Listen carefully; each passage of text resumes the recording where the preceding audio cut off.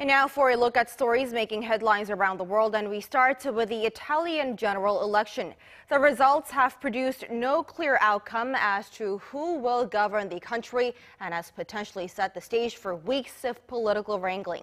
For more on this and other news around the world, we turn to our Ro Aram at the News Center. Aram, exactly what are we looking at now that the election is finally over? Well, Semin, the question now is how the government will be formed and which parties will join forces to make that happen. Sunday's elections resulted in a hung parliament, but the populist Five-Star Movement and Anti-Immigration League Party did manage to muscle out the governing centre-left Democratic Party.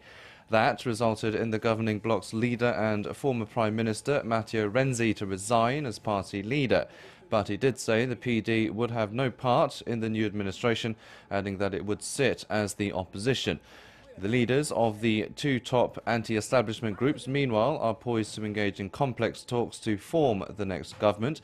Five-Star Movement came out as the largest single party with a third of the vote, but the centre-right coalition ended up with the most seats. This has resulted in the leaders of both groups claiming a right to take the helm, sparking fears of prolonged political instability. Both share the same anti-EU sentiment as well as the same views on certain domestic issues, but neither side appear willing to take the small chair at the table. Whoever ends up governing Italy will also be on a collision course with the EU, especially France and Germany. The leaders of both countries are pushing for a more immigrant-friendly Europe, but will likely face resistance from the Eurozone's third largest economy.